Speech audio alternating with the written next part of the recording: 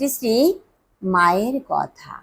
আজ আমরা মায়ের কথা শুনব শ্রী ঈশানানন্দের স্মৃতি থেকে। সকালে কলিকাতা হইতে কয়েকটি ভক্ত আসিয়াছে। বেশ ফিটফাট, কাপড় জামার খুব প্রাচুর্য।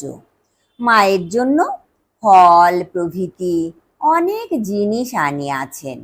মা বিকালে আপন মনে বলিতেছেন, সব জ্বালিয়ে খেলে আর পারিনে।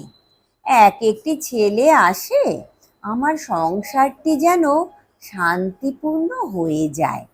কোথা থেকে সব তরি তরকারি জিনিসপত্রের যোগাযোগ হয়ে যায়, আমাকে কোনো ভাবনা চিন্তা করতেই হয় না।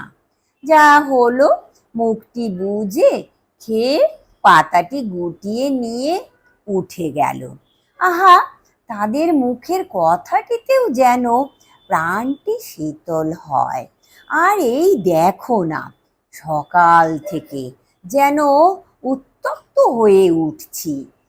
এক গাদা ফল নিয়ে এলো, তার অর্ধেক পচে গোবর হয়ে গেছে। সেগুলি ফেলি কোথায় তা খুঁজে পাইনে।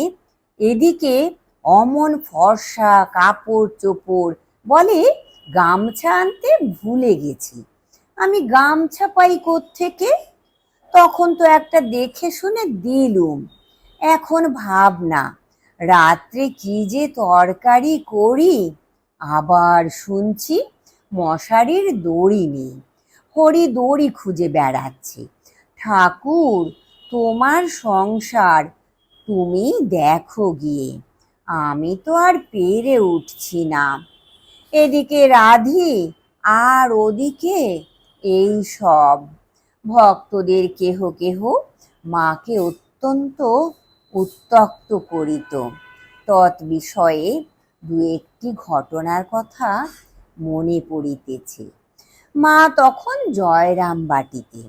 সন্ধ্যার একটু পূর্বে শ্যামবাজার হইতে ফিরিয়া আসিয়া দেখি বারান্দায় একখানা মাদুর পাতিয়া মা শুইয়া আছেন।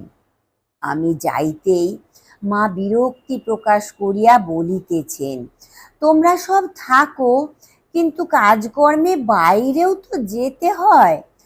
আজ রয়ের সঙ্গে একটা লোক এসেছিল, বুড়ো গোছের। তাকে দূর থেকে দেখে আমি ঘরের ভিতরে চৌকিতে বসে রইলুম। সে বাইরে থেকে প্রণাম করলো বটে, কিন্তু পায়ে